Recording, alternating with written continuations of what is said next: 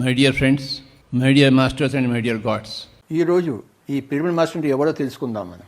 ఎవరు pyramid master? నేను గొప్పవాడిని అనుకుంటే వాడు పిరమిడ్ మాస్టర్ కాదు. నేను గొప్పవాడిని కాదు అనుకుంటే వాడు పిరమిడ్ మాస్టర్ కాదు. ఇది మొట్టమొదటి పాయింట్ మనం తెలుసుకోవాల్సిన పాయింట్. ఇది రెండు వైపులా నునుపున్న కత్తి. ఎటువైపు ఊగినా మనం పిరమిడ్ మాస్టర్ కాదు. నేను మంచివాడిని అనుకుంటే పిరమిడ్ మాస్టర్ కాదు. నేను మంచివాడిని కాదు అనుకుంటే అది కూడా పిరమిడ్ మాస్టర్ కాదు. ఈ రెండింటి నుంచి దూరంగా ఉన్నవాడు వాడు పిరమిడ్ మాస్టర్. ఏదైనా స్త్రీ నేను చాలా అందగత్తెని అనుకుంటే అది సత్య దూరం. నేను అందగత్తెని కాదు అనుకుంటే అది కూడా సత్య దూరమే. అందం అనేది ముఖంలో ఉండదు, చూసే కళ్ళలో ఉంటుంది. నేను జ్ఞానిని అనుకుంటే పొరపాటు, నేను అజ్ఞానిని అనుకుంటే కూడా పొరపాటే. పిరమిడ్ మాస్టర్ ఎప్పుడు తనను తను సంరక్షించుకుంటూ ఉంటాడు.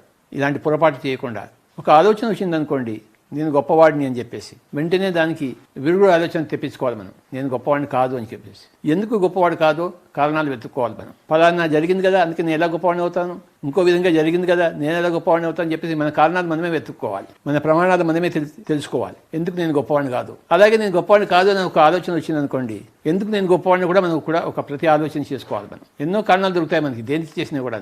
నేను గొప్పవాడిని అనుకోవడానికి ఎన్నో కారణాలు దొరుకుతాయి. నేను గొప్పవాడిని కాదు కదా అనుకోవడానికి కూడా ఎన్నో కారణాలు దొరుకుతాయి. కారణాలు వెతికేవాడికి బొచ్చడని కారణాలు దేనికైనా కానీ వెంటనే ఆ ప్రక్రియకి మనం పూనుకోవాలి. అప్పుడు మళ్ళీ బ్యాలెన్స్లోకి వస్తాం మనం. ఎవడో మనకి కారణాలు సప్లై చేయడు, మన కారణాలు మనమే వెతుక్కోవాలి. ఎందుకు నేను గొప్పవాడిని కాదు, ఎందుకు నేను గొప్పవాడినో, రెండింటికి కూడాను ఎప్పటికప్పుడు ఈ కారణాలు తెలుసుకుంటూ మన జీవితాన్ని బ్యాలెన్స్ చేసుకుంటూ ఉండాలి. అది పిరమిడ్ మాస్టర్. లేకపోతే మనం ఒకే భావంతో కూరుకొని పోయి ఉంటాం జీవితం అంతా. నేను ఒక చిన్న ఎగ్జాంపుల్ ఇస్తాను. మా ఫాదర్, ఆయన షుగర్ టెక్నాలజీ చేశారు, కాన్పూర్లో ఉద్యోగం చేశారు, ఉయ్యూరులో, మరి నిజామాబాద్లో, బోధన్లో. అన్నీ బాగానే ఉన్నాయి మా ఫాదర్కి. కానీ ఒకసారి ఏమైందంటే అతనికన్నా 2 నెలలు జూనియర్ అయిన అతని ఫ్రెండ్కి ప్రమోషన్ ఇచ్చారు. దాంతో నేను ఎంతటి వెధవనా అని ఒక ఒపీనియన్కి వచ్చేసాడు మా ఫాదర్. దాంతో ఆయన మతి చెడిపోయింది. ఒక విధమైన భావావేశానికి ఆయన లోనయ్యాడు. నాకన్నా 2 నెలలు వాడు జూనియర్, వాడికి కదా ఇచ్చారు ప్రమోషన్ అని చెప్పేసి. ఆ ఒక్క డెసిషన్తో ఆయన జీవితం అంతా అస్తవ్యస్తం అయిపోయింది, ఆయన కుటుంబం అంతా అస్తవ్యస్తం అయిపోయింది. ఎందుకంటే ఆయన ఒక భావానికి వచ్చినప్పుడు దానికి ఆపోజిట్ భావానికి కారణాలు వెతుక్కోలేదు. ఆయన ఏ భావానికి వచ్చాడో ఆ భావానికే మళ్ళీ కారణాలు వెతుక్కున్నాడు. అంటే సరికాని జీవితాన్ని జీవించాడు మా ఫాదర్. మిగతా అన్నీ బాగున్నాయి, కానీ నేను గొప్పవాడిని కాదు అనుకుంటున్నాడు. వాడు కదా గొప్పవాడు, అందుకే వాడికి ప్రమోషన్ వచ్చింది కదా అనుకున్నాడు. అక్కడ తన గొప్పతనం తాను చూడగలిగి ఉంటే ఆయన ఎంతో గొప్పవాడు యాక్చువల్లీ. కానీ ఆ గొప్పతనాన్ని చూడలేకపోయాడు, వెతుక్కోలేకపోయాడు ఆ కారణాలు. ఈ మాత్రం చేయక జీవితం అంతా చతికిలబడిపోయింది, నిరర్థకమైపోయింది. ఇదే ప్రతి మనిషి జీవితంలో జరిగేది. నేను గొప్పవాడిని కదా అనుకుని చతికిలబడుతూ ఉంటాడు, నేను గొప్పవాడిని కాదు కదా అని చెప్పి చతికిలబడుతూ ఉంటాడు. అందరూ చతికిలబడి ఉన్నవాళ్లే. ఒకడు అహంకారంతో, ఒకడు నిర్వీర్యతతో, ఒకడు డబ్బు ఉన్నతనంతో, ఇంకో డబ్బు లేనితనంతో. ఎప్పటికప్పుడు మనలోని భావావేశాలను ఆపోజిట్గా తీసుకెళ్తూ దానికి సరిగ్గా కారణాలు వెతుక్కోవాలి మనం. ఆత్మ న్యూనత భావాలు ఉండకూడదు. అది ఎవరికి కల్పిస్తున్నాడు మనల్ని మనమే కల్పించుకుంటున్నాం. ఎవరికి వాడు నేను తక్కువ నేను తక్కువ నేను తక్కువ నేను తక్కువ నేను తక్కువ అనుకుంటూనే జీవిస్తున్నారు. జీవితం అంతా అలా సాగిపోతుంది.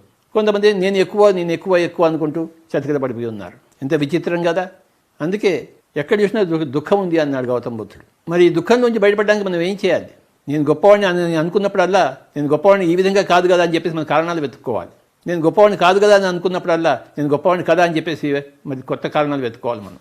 ఎటువైపు ఆలోచించినా మనం ఆలోచించగలం. ఎటువైపు కారణాలు వెతుక్కున్నా అటువైపు మన కారణాలు బోల్డ్ అని కనబడతాయి. ఆధ్యాత్మికత అంటే మన గొప్పతనానికి ఎప్పుడప్పుడు మన కారణాలు వెతుక్కుంటూ ఉండాలి. ఉద్యోగంలో లేనివాడు నాకు ఉద్యోగం లేదు కదా అని ఏడుస్తుంటాడు ఎప్పుడు. ఉద్యోగం లేకుండా ఉంటే ఆ సమయంతో ఏం చేయగలమో ఆ కారణాలు వెతుకుని ఆ సమయాన్ని ధ్యానంలో ఉపయోగిస్తే ఎంత బాగుంటుంది. ఎంతోమంది మహారాజులు ఉద్యోగాలను వదిలిపెట్టేసి ధ్యానం కోసం వెళ్ళిపోయిన వాడు. నీకు ఇప్పుడు ఎలాగో ఉద్యోగం లేదు కదా, హాయిగా ధ్యానం చేసుకోవచ్చు కదా నువ్వు. ఆ తెలివితేటలు ఉండవు. మా ఫాదర్కి మనస్సు ఉండేది కానీ బుద్ధి లేదు. మనస్సు వశం అయిపోయి బుద్ధిని ఉపయోగించకుండా తన జీవితాన్ని సర్వనాశనం చేసుకున్నాడు. ఆ రోజుల్లో మా ఫాదర్కి బుద్ధి చెప్పేవాళ్ళు ఎవరు లేరు, ధ్యానం చెప్పేవాళ్ళు ఎవరు లేరు. మా మదర్ ఏమో మందుల కోసం మాకుల కోసం తిరిగింది. ఎక్కడ ఏ బాబా దొరికితే ఆ బాబా దగ్గరికి వెళ్తూ మా ఆయన్ని బాగు చేయండి అని చెప్పేసి తిరుగుతూ. ఎక్కడైనా బుద్ధిని ఉపయోగించడం అనేది లేదు. నేను ఎక్కడ చిన్నప్పుడు చూడలేదు బుద్ధిని ఉపయోగించడం అనేది. కానీ క్రమేపీ నేను పెద్దగా పెరిగిన తర్వాత ఇగో ఈ విధమైన ధ్యాన స్థితిలో వచ్చిన తర్వాత మన బుద్ధిని ఉపయోగించుకొని మనం కారణాలు వెతుక్కోవాలి అని నేను తెలుసుకున్నాను. Thank you very much.